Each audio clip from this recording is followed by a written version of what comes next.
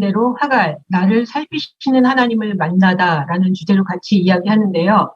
많은 사람들이 성서의 이름을 따서 이름을 지을 때 보통 사라, 한나, 에스더 이런 이름들은 많이 짓습니다.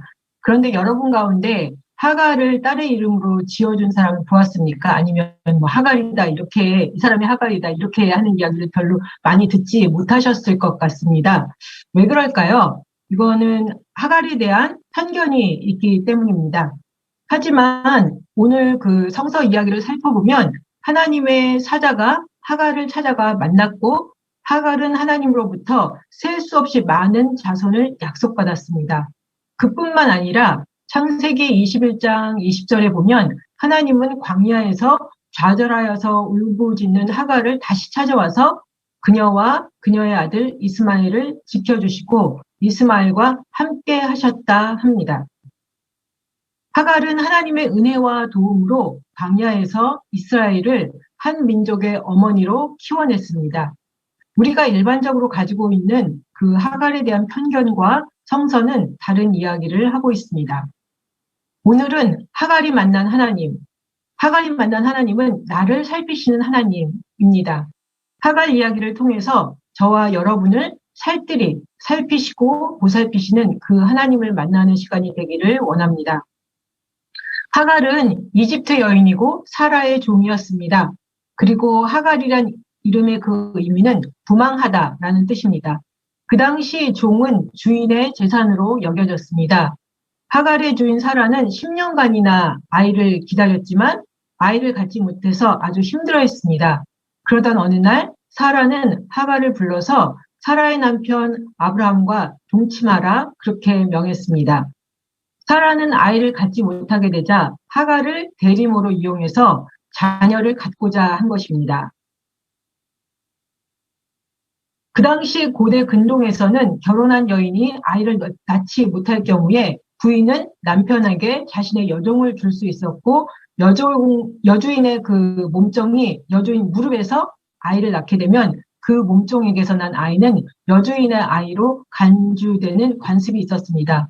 그래서 하갈은 아브라함의 첩이 되었습니다. 창세기 16장 3절에 첩이라는 단어는 히브리어로 아내라는 의미입니다. 첩은 정식 아내와 같은 지위를 갖고 있지는 않았지만 지참금 없이 결혼한 여자들이었고 첩의 역할에는 아이를 낳는 것도 포함이 되어 있었습니다. 그때 하갈의 심정이 어떠했겠습니까? 정말 참담했을 것 같습니다. 하갈도 사라처럼 결혼해서 자신의 남편을 갖고 자신의 자식을 갖는 것을 기대했을지 모릅니다. 하지만 종의 신분인 하갈에게 그것은 꿈이었습니다.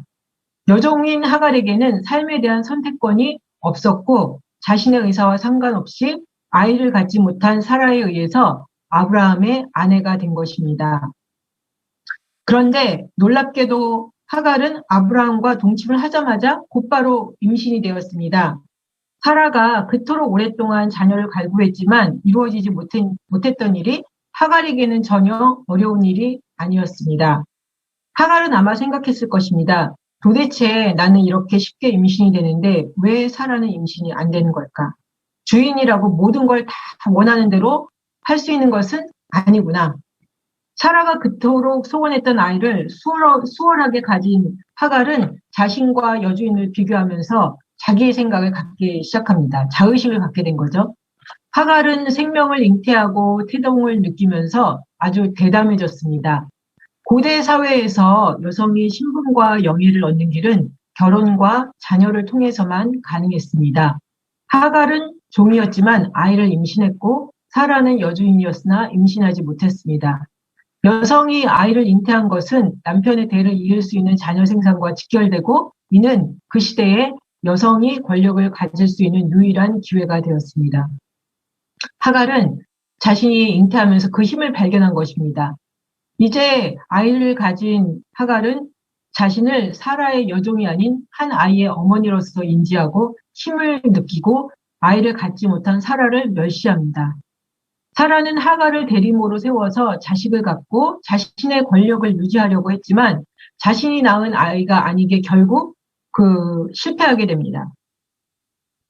사라가 자신의 자식을 위한 자구책으로 다른 사람을 이용하려고 결정했을 때 이는 이미 예고된 일이었습니다. 사라는 자신의 여종이니 자신의 마음대로 할 수 있었고 하갈로부터 자신이 원하는 것만 취할 생각을 했습니다. 하지만 인생은 사라의 생각대로 흘러가지 않았습니다. 하지만 하갈도 여전히 쉽지 않습니다. 하갈은 아브라함의 아이를 가졌지만 여전히 사라의 여종입니다. 이는 아브라함과 사라의 가정에서 그 하갈의 위치를 보여주고 있습니다. 사라에게 하갈은 자신을 대신해서 후사를 잉태해준 아브라함의 아내이며 고마운 사람이 아닙니다. 단지 하갈은 아브라함과 사라의 대를 잇기 위한 수단이었을 뿐입니다. 아브라함 또한 하갈을 자신의 부인으로 대우하지 않고 사라의 여종이라 여기면서 자신의 아이를 잉태한 하갈을 비겁하게 사라의 결정에 맡겼습니다. 그래서 아브라함은 이렇게 이야기합니다. 창세기 16장 6절에서 당신의 여종이니 당신의 수중에 있으니 당신의 눈에 좋을 대로 그에게 행하라. 이렇게 아브라함이 사라한테 하갈을 맡기니까 사라는 하갈을 학대하고 하갈은 결국 도망갔습니다. 하갈은 아이를 가져도 신분이 종이었기 때문에 여주인인 사라와의 관계에서 종속될 수밖에 없었습니다. 하갈은 자신의 남편이며 아이의 아버지인 아브라함이 자신을 보호해주지 않을까 그런 생각을 했지만 그런 일은 없었습니다. 아브라함은 자신의 자식을 얻기 위해 이 사단이 났지만 이 문제에 껴들지도 않았습니다. 사라와 하갈의 문제를 여기고 아브라함은 발을 뺐습니다. 하갈이 서 있는 입장은 외국인, 종, 여성이라는 삼중적인 억압의 자리에 있었습니다. 하갈은 사라의 학대를 당하면서 아브라함과 사라를 위해서 아이를 낳아야 하는 입장에 서 있었습니다. 하갈이 자식을 낳아도 그녀의 삶의 자리는 종 그 이상 그 이하도 아니었으며 변화될 기미가 전혀 보이지 않았습니다. 하갈이 견뎌야 할 삶의 멍에는 참으로 참혹했습니다. 아이 잉태를 통해서 자의식을 갖기 시작한 하갈은 더 이상 사라와 아브라함을 위해서 살고 싶지 않았습니다. 하갈은 아브라함이 자신이 의지할 수 있는 사람이 아닌 것을 깨닫고 사라와 아브라함의 집을 떠나서 도망하였습니다. 여종이었던 하갈이 여하튼 고통을 통해서 홀로 서기를 시작하게 된 것입니다. 사라를 피해서 광야로 정신없이 도망간 하갈은 광야에서 여호와의 사자를 만납니다. 그리고 이러한 이야기를 듣습니다. 사라의 종 하갈아, 내가 어디서 와서 어디로 가느냐? 이 질문에 하갈은 대답합니다. 나의 여주인 사라에게서 도망하여 나오는 길입니다. 내가 어디서 와서 어디로 가는 길이냐? 이 질문은 존재론적인 질문이며 우리 삶 가운데 근본적인 질문입니다. 하나님의 사자로부터 이 질문을 들은 하갈은 무슨 생각을 하게 되었을까요? 하갈은 사라의 학대를 통해서 도망 나왔기 때문에 모든 정신을 그 도망 나오는 데만 쏟았을 것입니다. 그런데 하나님은 이 질문을 통해서 너는 어디서 와서 어디로 가느냐? 이 질문을 통해서 하갈이 자신을 돌아보게 만듭니다. 이 질문을 받고 하갈은 아마 생각했겠죠? 내가 지금 어디로 가는 중이지? 뭘 하고 있는 중이지? 하나님 사자의 질문에 하갈은 정신을 차리고 자기 자신을 돌아보았을 것입니다. 내가 어디서 와서 어디로 가는 길이냐? 이 질문은 정신없이 바쁘게 사는 우리에게도 동일하게 하나님이 던지고 계십니다. 너는 지금 어디서 와서 어디로 가는 길이냐? 이 질문을 통해서 우리 자신의 삶의 자리를 한번 돌아보면 좋겠습니다. 우리 모두는 힘이 들거나 고통스러운 일을 만나면 일단 본능적으로 하갈처럼 도망가게 됩니다. 특히 저 같은 경우에는 고통이나 갈등을 싫어해서 삶에 어려움이 생기면 본능적으로 문제를 회피하거나 도망가곤 했습니다. 그렇지만 제가 이렇게 문제를 회피하고 도망갔을 때 아무런 일도 해결되지 않았고 문제는 꼬이고 어려움은 가중되었음을 발견했습니다. 그래서 어느 순간서부터인가 어려워도 내가 절대로 도망가지 않으리 그렇게 결정을 한 순간이 있었는데 그게 제가 신앙생활을 하게 된 계기가 되었습니다. 신앙생활을 하면서 그 전까지는 힘들 때는 무조건 무조건 그만두고 도망가고 회피했는데 신앙생활을 하면서는 그나마 힘들어도 그냥 기도했습니다. 하나님 도와주세요. 제가 이 시기를 잘 넘길 수 있도록 도와주세요. 그러면서 하나씩 하나씩 저의 그 나쁜 버릇들, 회피하는 버릇들, 도망갔던 버릇들을 하나씩 버리고 삶의 문제에 직면하기 시작하면서 그런 좀 나쁜 습관들이 좀 사라지기 시작했습니다. 지금 나를 고통스럽게 만드는 일이나 상황으로부터 도망가고 있는 사람에게 하는 이 질문, 내가 어디서 와서 어디로 가느냐, 이 질문이 깊이 와닿을 것입니다. 하갈은 대답했습니다. 아까 나의 여주인 사레에게서 도망하여 나오는 길입니다. 무엇을 기대했을까요? 이 대답을 하면서 하갈은 아마 이렇게 생각하지 않았을까요? 천사가 나를 불쌍히 여겨주고 나를 도와주겠지? 그런데 하나님의 사자는 하갈에게 전혀 그런 얘기하지 않고 오히려 고통스러운 명령을 하고 있습니다. 너희 여주인에게 돌아가서 그에게 복종하면서 살아라. 힘들어서 도망 나온 하갈에게 여주인에게 가서 복종하면서 살아라. 이게 말이 됩니까? 전 너무너무 화가 났을 것 같습니다. 이게 웬 청천벽력 같은 소리입니까? 하나님의 사자는 사라의 학대로 고통받고 무시당하고 도망간 하갈을 위로해주기는커녕 사라에게 돌아가 복종하라고 명령합니다. 하갈의 입장에서 이것은 정말 기가 막힌 일입니다. 그런데 저는 이 말씀을 묵상하면서 놀라운 통찰을 발견했습니다. 하나님은 하갈에게 자신을 고통스럽게 하고 힘들게 만드는 문제로부터 도망가지 말고 직면하라 말씀하신 것입니다. 그냥 사라가 네 주인이니까 가서 무조건 순종하며 살아라. 그 이야기를 한 것이 아니라 네 문제를 회피하지 말고 네 문제에 직면해서 너의 삶에 직면해서 해결하라는 것을 말씀하셨습니다. 처음에 성서에서 하갈 이야기를 읽다 보면 하나님은 사라 편만 들고 불쌍한 하갈은 돌보시지 않는구나. 그런 생각을 할 수도 있습니다. 하지만 말씀의 초점은 그것이 아닙니다. 하나님은 하갈에게 도망가지 말고 삶의 문제에 직면해라. 이렇게 말씀하고 있는 것입니다. 하나님은 하갈이 처한 고통과 상황으로부터 도망간다고 문제 해결이 되는 것이 아니다. 그렇게 이야기하고 계신 것입니다. 그런데 하나님은 하갈에게 사라한테 돌아가라. 그 말씀만 하신 것이 아닙니다. 만약에 저한테 아무 이야기도 하시지 않고 야, 너 도망 나왔지? 빨리 돌아가서 네 상전에게, 네 주인에게 복종해라. 이러면은 절대 갈 수 없었을 것 같습니다. 그런데 하나님의 사자는 그 얘기만 한 것이 아니라 이렇게 이야기하고 있습니다. 창세기 16장 10절에서 12절 제가 한번 읽어보겠습니다. 여호와의 사자가 또 그에게 이르되 내가 내 씨를 크게 번성하여 그 수가 많아 셀 수 없게 하리라. 여호와의 사자가 또 그에게 이르시되 내가 임신하였은즉 아들을 낳으리니 그 이름을 이스마엘이라 하라. 이는 여호와께서 내 고통을 들으셨음이니라. 그가 사람 중에 들나귀같이 되고 그의 손이 모든 사람을 치겠고 모든 사람의 손이 그를 칠 것이며 그가 모든 형제와 대항해서 살리라. 여호와의 사자가 너의 주인 사라한테 돌아가서 복종해서 살라. 그 이야기만 한 것이 아니라 너가 곧 아들을 낳을 것인데 그 이름을 이스마엘이라 불러라. 그리고 그 이스마엘의 이름의 뜻은 여호와 하나님께서 너의 고통을 들으셨다라는 의미입니다. 하나님이 하갈의 아들 이름을 직접 주셨습니다. 이스마엘이란 이름은 하나님께서 하갈의 고통을 들으셨다는 것을 증거하는 이름입니다. 하나님께서 하갈의 고통을 들으셨다. 이렇게 말씀하신 것보다 하갈에게 더 큰 선물이 있을까요? 없을 것 같아요. 이미 다 받은 것 같아요. 내가 너무 힘들어하고 너무 고통스러워하는데 하나님께서 내가 너의 고통을 들었다. 너의 고통을 다 봤다. 이러면은 저는 돌아갈 수 있을 것 같아요. 사라한테.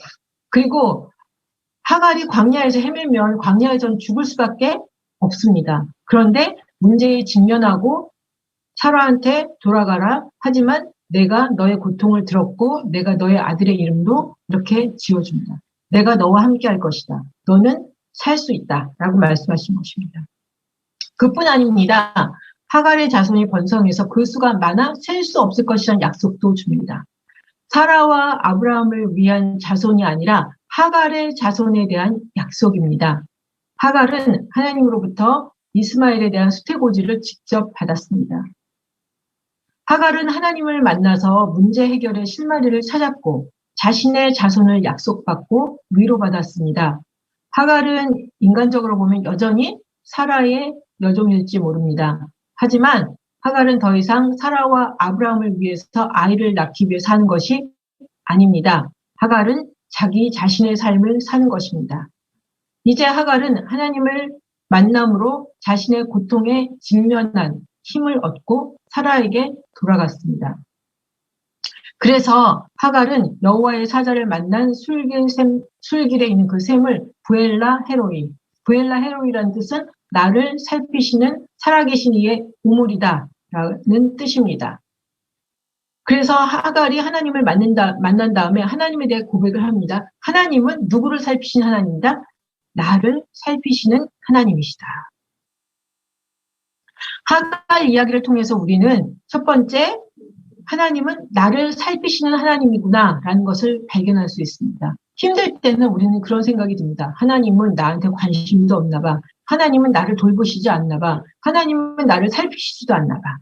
만약에 그런 생각을 하고 계시는 분이 있다면 오늘 여러분에게 주시는 메시지는 나는 너를 살핀다. 나를 살피시는 하나님이다. 하나님이 하갈을 살피셨어요. 그러면 누구도 살피신다? 나도 살피신다는 것입니다. 하갈은 외국인이었고 종이었고 여성이라는 삼중적인 억압의 삶의 자리였습니다. 정말 아주 최악의 삶의 자리였습니다. 그런데 그렇게 힘든 삶의 자리에서 하갈을 얽어매는 억압에 희생되지 않았습니다. 하나님을 만난 하갈은 자기 삶을 살게 되었습니다. 하갈은 고통 가운데 자신을 살피시는 하나님을 만났고 하나님이 하갈에게 주신 약속에 따라서 당당히 하갈의 후손, 한 민족의 조상으로 세워졌습니다. 하갈의 후손, 이스마엘의 자손, 우린 별로 좋아하진 않지만, 기독교인들이 좋아하진 않지만, 하나님이 사라와 아브라함만 사랑하는 것이 아니라 하갈도 사랑하셨고 하갈의 자손도 돌보셨다는 것을 우리는 기억해야 합니다. 하갈처럼 삶의 멍에에 굽히지 않고 당당히 삶을 헤쳐가는 사람들의 역사는 지금도 계속해서 이어지고 있습니다. 하나님은 사라와 아브라함에게만 약속하신 것이 아니고 사라와 아브라함의 후손만 챙기시는 것도 아니다. 하나님은 모든 사람을 살피시고 인도하신다. 창조주 하나님은 모든 사람을 살피시고 구원해 주시며 각 사람이 자신의 길을 찾아갈 수 있도록 인도해 주시고 함께해 주시고 도와주십니다. 하갈을 살피시는 하나님이 또한 누구를 살피신다? 나를 살피시는 하나님이심을 기억하시기 바랍니다. 두 번째, 하나님은 다른 사람을 수단과 도구로 삼는 방식을 지지하지 않습니다. 사라와 아브라함은 자신들의 대를 잇기 위해서 하갈을 도구화시켰습니다. 어떻게 보면 그 당시 사회 관습으로 보면 그렇게 할 수 있습니다. 하지만 하나님은 그것을 원하지 않으셨습니다. 하갈 이야기는 하나님의 약속을 하나님의 방식이 아닌 인간적인 방식으로 이루기 위해서 다른 사람을 수단과 도구로 삼는 방식을 지지하지 않으셨습니다. 김옥용 교수님은 여자 성서 바깥으로 나오다라는 책에서 하나님이 돌보시는 하나님의 피조물로서의 하갈의 모습은 하갈이 누군가의 목적을 위한 수단으로 존재하지 않고 하나님의 약속을 실현시킬 목적으로 존재한다라고 말하고 있습니다. 사라와 아브라함은 하갈을 존중해주지 않았지만 하나님은 핍박에 도망 나온 하갈을 돌보시고 한 인간으로 살아갈 하갈의 권리를 지켜주셨습니다. 이야기를 한번 다시 그 하갈을 정리해보면 하갈은 하늘에서 온 천사와 만났고 천사로부터 이스마엘의 수태고지를 받았습니다. 하갈은 하나님으로부터 셀 수 없는 많은 자손을 약속받았고 한 민족의 조상이 됩니다. 하갈은 직접 하나님의 이름을 지어 불렀습니다. 나를 살피시는 하나님. 사라는 하나님의 이름을 지어 부른 적이 없습니다. 그렇지만 하갈은 직접 하나님의 천사를 만났고 하나님의 이름을 지어 불렀습니다. 나를 살피시는 하나님. 하갈은 또한 자신을 억압하는 멍에에 굴복하지 않았습니다. 하갈은 성서에서 비주류로 간주되는 이방인, 종, 여성의 자리에 있는 사람들에 대한 하나님의 사랑과 돌봄을 보여주고 있습니다. 뭐 하나님이 아브라함을 사랑하는 거, 사라를 사랑하는 거 이런 이야기는 많이 들어봤지만 이렇게 비주류고 완전 이렇게 억압의 자리에 있던 하갈 또한 하나님이 절대 놓치지 않고 돌보시고 보살피는 거. 우리가 때로 나는 정말 별 볼 일 없는 사람이다라는 생각이 들 때 하갈을 생각하십시오. 하나님이 하갈을 살피셨고 그 힘든 삶의 자리에 있던 하갈을 만나주시고 하갈을 도와주셨다는 것을 기억하시면 하나님은 나도 돌봐주신다. 그것을 항상 기억하시기 바랍니다. 하갈은 이 사회에서 멸시와 무시를 당하고 내쫓긴 사람들을 돌보시는 하나님을 증거합니다. 하나님이 하갈 같은 사람도 돌봐주셨다. 이거는 무엇을 의미합니까? 존중받을 사람이 따로 있는 것이 아니라 모든 사람이 외국인, 종, 여성 그 모든 차별받는 사람들, 이방인들을 하나님이 사랑한다는 것을 증거하고 보여주시는 것입니다. 지금도 우리는 사람들을 계급이나 연령, 성, 인종, 민족주의로 말미암아서 차별하고 억압하고 소외시킵니다. 우리 사회에 부유하고 권력 있는 사람들은 사회적으로 가난하고 소외된 사람들을 무시하고 착취하고 차별하는 경우도 있습니다. 하지만 캐더린 다르라는 사람은 보석보다 더 아름다운 여인이라는 책에서 이렇게 이야기합니다. 사라가 그랬듯이 우리는 구원의 역사에서 우리 마음속에 살아있는 하갈을 지워버리려 한다. 하지만 하나님은 그들을 기억하시고 살피시고 보호하신다. 하나님은 하갈을 살피셨고 우리를 살피시는 하나님입니다. 이것을 꼭 한 주간 동안 기억하시면서 고난주간 동안 고난 가운데도 나를 살피시고 우리 모두를 살피시는 그 하나님과 함께 하시는 한 주간이 되시기를 주님의 이름으로 축원합니다. 함께 기도하겠습니다. 사랑의 하나님, 하갈을 살피시는 하나님께서 나를 살피시는 하나님이 되심을 깨닫게 하시니 감사합니다. 하나님, 또한 하나님께서 나만 살피시는 것이 아니라 동일한 사랑과 보살핌으로 모든 사람들을 사랑하고 살피심을 기억하며 서로 격려하고 사랑하고 보듬으며 살아가게 하여 주옵소서. 예수님의 이름으로 기도합니다. 아멘.